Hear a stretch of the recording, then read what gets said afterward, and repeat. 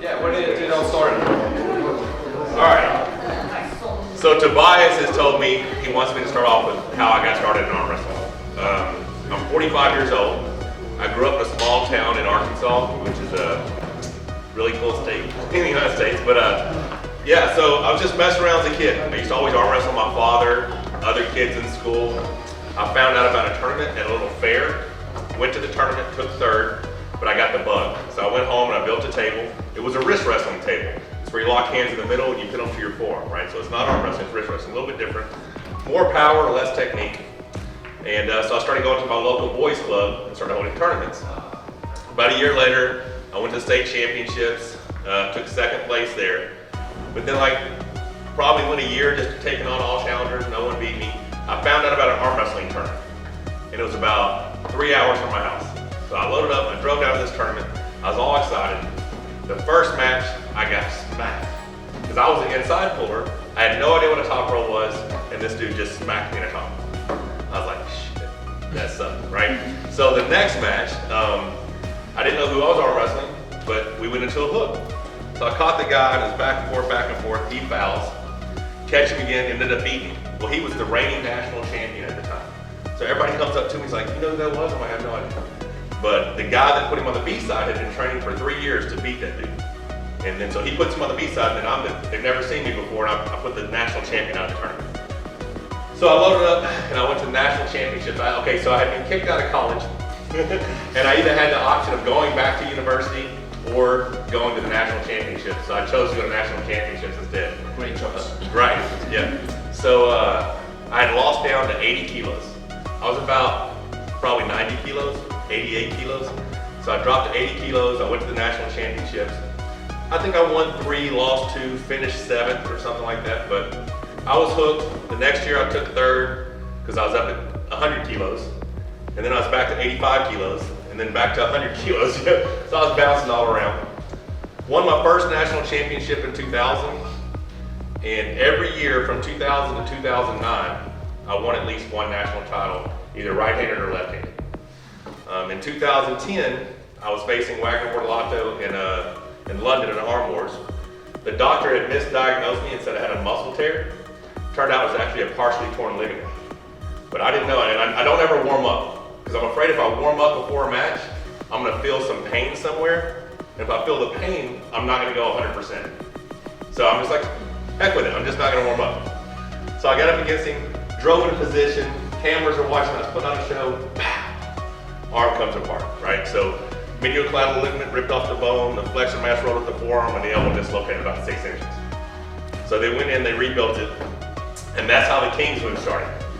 Because used to, I was inside, so I'd pull here and just drive in. Well, because this had came apart, I couldn't pull. So I just started pushing and coming back, right? So I kept coming back, and then before it just kept getting lower and lower. Probably part of it is because of my injuries, my arm doesn't straighten past that.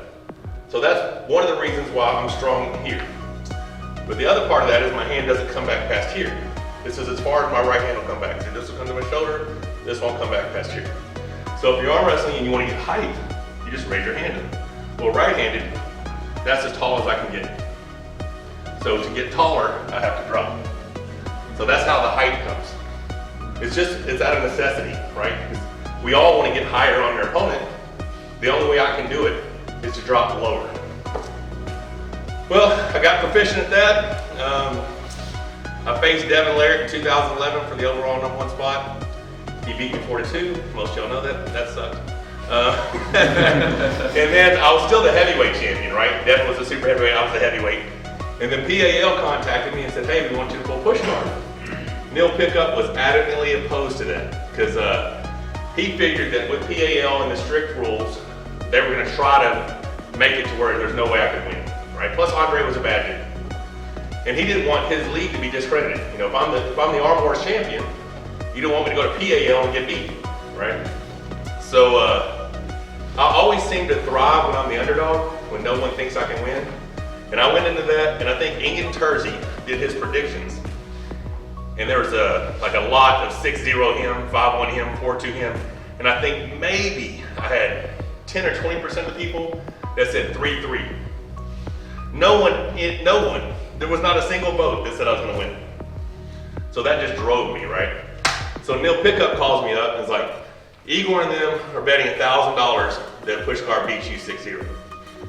I said, take that bet, but tell him I'm gonna win 6-0, right? So I just had a feeling. The deal was if I could stop his hit, there was no way he wanted to win more than me. So fortunately, that was a very good day, and I won 6-0. And from that point, let me think, I lost to Devin in July 2011. And my right arm never got pinned again until 2014. I never lost a single round.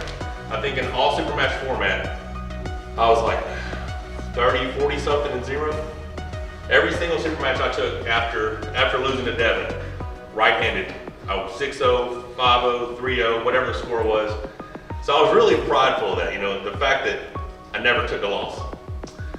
Well, I was signed with the Ultimate Arm Wrestling League, had a good contract with them, but it was supposed to be super matches, right? Well, then Robert Drink throws up all this money for this UAL 8, and it's $10,000 for first place. And I tell him, I don't want to enter the tournament. He's like, oh, you're the champ, I need you to do it. Well, I get there, and John Brzezing and Jerry Cataret make a deal. Neither one of them think that they can beat me fresh, so they make a deal to lay down to one another. Like if I'm John, I'm gonna face Jerry and I'm gonna lay down. So then I face Jerry for 2 minutes and we have a crazy match, and then Jerry faces John and he lays down. And their plan is to beat me and split the money. It worked. You know what I'm saying? Because after pulling Jerry for 2 minutes, I had to pull John next, and I didn't have anything left, right? But that was the first time my arm got pinned in 3 years. So at that point, the mystique of me not being pinned was over. So then I just started having fun with it, As long as I won, I didn't care. I stayed with UAL until my contract ran out, which is horrible because in the States, the World Arm Wrestling League was on ESPN. So we're sitting at home watching this shit. You know what I'm saying? Like, I'm watching TV and I'm mad as hell because Dave Chafee's winning. And Dave Chafee's a great guy. But I was 3-0 against Dave. Dave's never beat me. And here he is on ESPN and everything. And then you got Travis Bajent telling everybody he's the greatest. We all know that's a lie. But yeah, so the world believed it. So I'm sitting there and it's eating away at me. Well, then finally, I go to PAL in 2015. We're out there for UAL. We're doing at the UFC Fan Expo, we're doing an exhibition. And PAL invites me to challenge Pushkar comes up to me. Now I'm about 105 kilos. Pushkar's probably 130. He's like, I want a rematch. I'm like, well, of course you do. I'm tiny, I'm 105 kilos, right? So they're like, all right, cool, you get to pull Pushkar. So immediately I went home and started eating, right? I wanted to get bigger. Well, we're watching the Nemiroff, and I'd already seen Trubin pull very well at the Asian Cup against Farid Usmanov. So I called Neil Pickup about 3 weeks out, and I'm like, I think Trubin can beat Pushkar. He's like, no way. I'm like, I think he's got the leverage, right? So we're sitting there, we're watching the match, and Trubin stops him, and it's crazy, and it's a war. He actually lays down. The final match, he stops him, and it's a crazy war. And he actually pins him, but he elbow fouls and all that stuff. So immediately, we're thinking, shit, Pushkar's gonna back out. Because I've already got the match set in Vegas in February against Pushkar. I actually said to you at that point, Pushkar's going to back out of the match. Yeah. Because he knew he was vulnerable, right? And I was very strong at the time. And I was prepared for Pushkar. Because at the time, Pushkar was just a kind of a one-trick pony. Very strong, very aggressive sideways. Well, they call me, and remember, that's for the overall #1 in the world. That's for the PAL World Championship belt. Well, they call me about 3 weeks later, like, hey, would you like to pull Trubin? I'm like, no, I want to pull Pushkar for the #1 spot. Well, Pushkar's injured. So now the match is for my Intercontinental belt. It's a title I already had. There was no real ambition for me to win a title I already had. I wanted that overall #1 in the world. So I accepted the match, and I just kept doing the same thing. Eating big, training big, and I was very powerful. But Trubin was very technical. So going into that match, I believe I would have beat Pushkar because I think I would have beat his aggressive offensive hit and stopped him beating. But Trubin had a lot of things in his arsenal. So Trubin ended up beating me 4-2. So that really sucked. And then I pulled a few few events, and then some Plinkoff. They offered me some Plinkoff. Now, from 2012 to 2014, we were calling them always trying to get some Plinkoff to arm wrestling. Because during that time, I felt like I was the best in the world. I had beaten pretty much everybody. No one had beat me in years. So I was like, I want this match. We offered him $25,000, and we couldn't get anybody to take the match. So, oh well, it didn't happen. In 2016, they offered me the match at that point. Well, it wasn't that important then because some Plinkoff wasn't the #1 guy. Pushkar was. So do you see, if it wasn't for the #1 spot, pulling some Plinkoff didn't really matter to me. No, we really only found out 2 weeks. Yeah, it was back and forth, back and forth. 2 weeks out, they're like, yes, the match is happening. I'm like, well, shit. Because I'm sitting there watching these videos of this dude's curling like 140 kilos. I'm like, that's really strong. You know what I'm saying? So I didn't know if I wanted to pull him or not. But I accepted the match because I got paid either way. Whether I won or lost, I was going to get paid. And who doesn't want a trip to Vegas? We go out there in the first match, I stop him like, holy crap, I can beat this dude. Well, he beats me the first match, which I think was I think it wasn't a pin, but they called it a pin. The second match, he actually got me. Match 3, I beat him. Match 4, in match 3, I almost flashed him in the press. We slipped on the strap. Match 4, I set up for a press. You know what a press is like. No, I'm just kidding. That's funny though. So I set up for a press, but he's blocking it. Like I feel that he's setting up to block my press. But I'm stupid. And I went ahead and tried it anyway because I thought I'd be fast enough. So I went to press and he just, oh like shit. So now I'm 3-1, right? So now the best I can do is tie. So I win round 5, and then in round 6, I'm in great position, great position. They call me for 2 elbow fouls, I lose 4-2. So back to the drawing board. At this point, this is what, 2016? Yeah. Hey, he told me to tell my story. I'm doing what this guy told me. If this is boring, blame him. Great. So then, we start getting ready for Zloty Tour Cup, because I had never been. I had been invited previously, and then I just never made it over. So I'm at home training, and each week, I'm increasing my 1 rep max by 5 kilos. On bench press, on deadlift, on squat, every week. What was your wife saying? My wife is telling me not to do that. And I'm like, shut up, I know what I'm doing. She was right, I was right. Because about 32 days out from the match, I'm deadlifting and I tear my lat. My left lat rips. It's all black and blue. Well, I still have arm wrestling practice that next Saturday. I'm still training everything else, just not deadlift. I'm bench pressing, and this week I was supposed to go up to 220 kilos for one. She told me not to. I did it anyway. So I went up to 220 kilos for a single. Well, the week before I had done 190 kilos for 7 reps. So this week I was going to try 8 reps. I get underneath it. 1, 2, 3, my right pec tears. So it just rips. It's horrible. She was right, I was wrong. That was 20 days before the Zloty. So they've already paid for my tickets, everything's set for me to come over. So I'm black and blue all through here, just the whole thing's screwed. But I'm like, oh, I'll go anyway. And I told them the only way I would go, I probably shouldn't say this, but I'm gonna tell you anyway. The only way I would go is if they give me Pushkar the first round. I'm like, I don't care how y'all do the brackets, just give me Pushkar first, right? That was before your pec tear. That was before my pec tear. Once I tore the pec, I'm like, well, let's see what happens. I have great rotation, but no side pressure because my pec's torn, right? So ready to go, and I stop him, and they catch him, and they call the pin. Well, I end up I'm shocked at this point because I actually win like the next 3 matches with no side pressure. You know, just like catching, that's the way to pin. And then I end up losing to some young Russian kid, I think. Took like 7. But I came home, I met my physical therapist, and he started doing physical therapy with me. Next year, I go to the Arnold Classic. I knew where I had made a mistake against Trubin, and that was floating my hand in the strap, trying to walk. So this time, I just closed my hand really tight, and on go, I couldn't walk, he couldn't walk. I ended up beating him. He ends up losing to Miracle Eisenhoff. I'm the Arnold Classic champion. What? The second pause right there. And just Pause tell right them. here. The reason that that was so important is there is a blueprint out there for beating the King's move. You've all seen it. It's climb, climb, climb, press. Climb, climb, climb, press. Well, how Michael combats that is...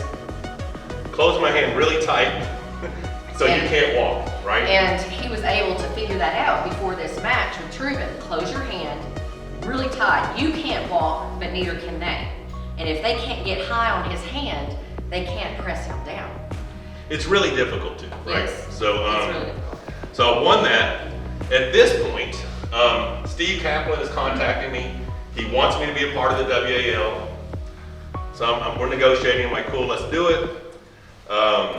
We go as a family. We go win the Pro-Am Nationals, which is kind of cool because every year.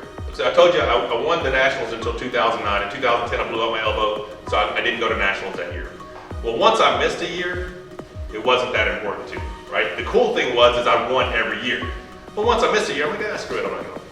Well, in 2015, my stepson Ryan wanted to go, and they had youth divisions. So we went to Vegas. We all three won the national championships. The next year, we went to New Jersey. We all three won the national championships.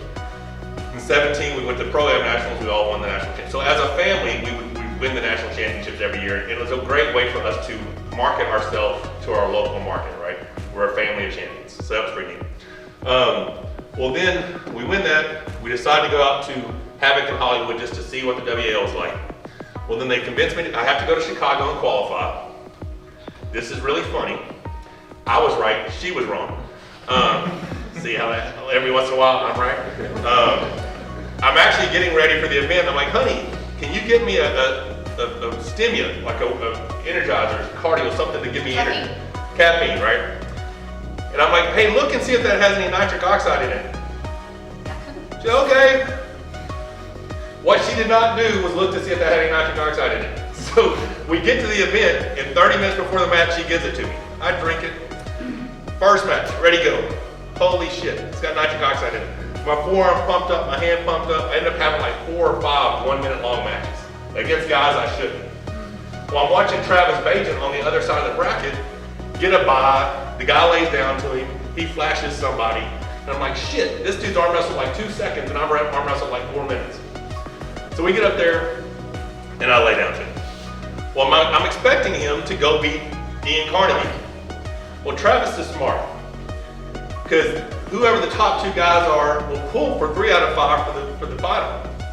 So he loses to Ian Carnegie so he can come back and put me out of the tournament so that 3 hours later he can pull Ian Carnegie best 3 out of 5. So he comes back, he beats me. Everyone on social media talks about how great Travis is and how bad I suck. So I'm pissed. So we fly home and immediately, as soon as I get home, I start working out. So for 6 weeks, all I'm doing is watching all this crap on social media. And I'm getting pissed, right? There's no way Michael Todd can win the WO. Michael Todd can't, he's only good at one-on-one. And I'm just letting it feed me. Plus I gained about, what, 20 pounds? I came in about, I think it was 297. What's that in kilos? 135? He was eating like 2 135. large pizzas 135. at a time. Yeah, I was eating like crazy, dude. I was just crazy. I gained 30 pounds, I think, in 6 weeks. So I show up in Vegas and I'm angry, right? Like I'm pissed because Travis is a dick. You know what I'm saying? And I was not cool with that. So it's a seeded event.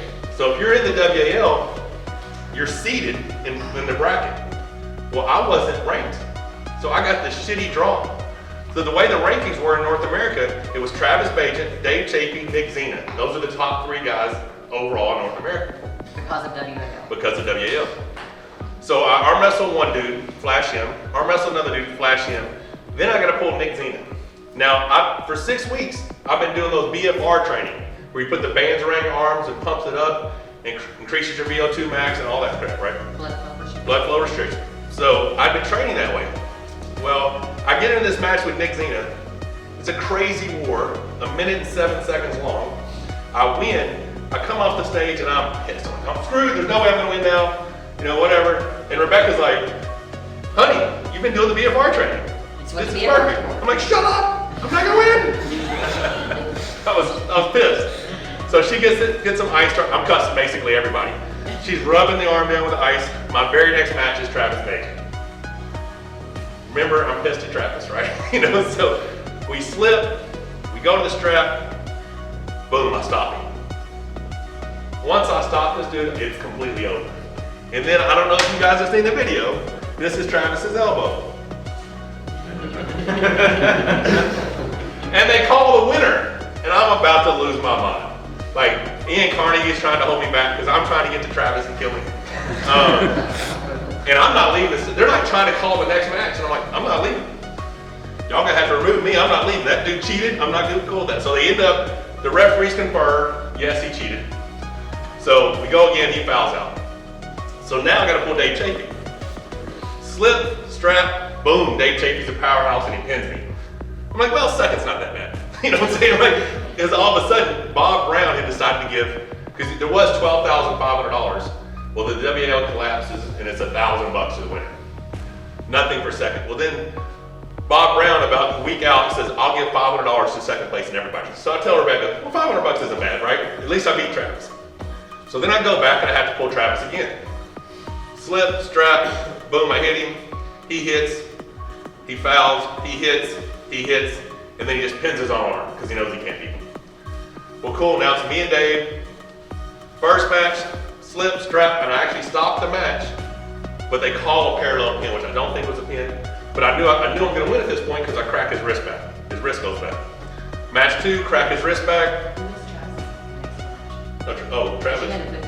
I did put him out. I told you he fouled out. No, that was the first one. No. You had to be in the second. The second? I just said that. You missed that. Everybody heard that. Sorry, okay. I'm right, she's wrong. You're even. All right. So, yeah, so I cracked Dave's wrist back. He pins himself. It's 1-1. Final match. Ready, go, boom. Crack his wrist back. Crazy emotional. She's standing on tables, climbs over here, jumps in my arms. I'm crying like a little bitch. But it's awesome. So great win. Well, then we're leading up to this year. We realized the WO was falling apart. Oh yeah, I go to Zlotty last year. I make a mistake again. She was right, I was wrong. I was eating like crap, and I was 313 pounds. 143 kilos or some shit. Fat, like not in shape. But I thought I was gonna be strong. Well, I get up there against Pushkar. Long story short, he wins, I lose. And then this year WAL happens, we find out the format. I realize they do away with the 225 class, so I ultimately believe it's gonna be me and Devin in the finals. You know, the build-up is gonna be to me and Devin. There's a whole lot of pressure initially, like about a month out when we were in LA, and I pulled Marcy and people pulled Matt. I was really doubting myself. I didn't think I was gonna be able to win. And then about 3 weeks out, I'm watching all these people tell me how big of an underdog I am and how I can't do it. And remember I told y'all I thrive as the underdog. So the stress just went away. I didn't have any stress. And I went from thinking Devin had the best endurance in the world to thinking, no, he just is in a superior position because of his leverage when the match stops. He doesn't have to try as hard because he has better leverage. So his opponent wears out, he beats him. So my plan was just like Truman. I knew he wanted to climb because that's the blueprint, climb. If I clamp my hand really hard, he's not gonna be able to walk. And he's gonna be forced to out arm wrestle. Game plan worked out. Devin was heavier, he was 100. He made the same mistake you Same did. mistake I made about getting bigger, right? He was like 118 kilos and he was stronger, but his endurance wasn't as good. Well, I was only 126 kilos. So for me, that was light. So my endurance was really good. So it worked out, I won, and then here I am. that's my whole arm wrestling story. He was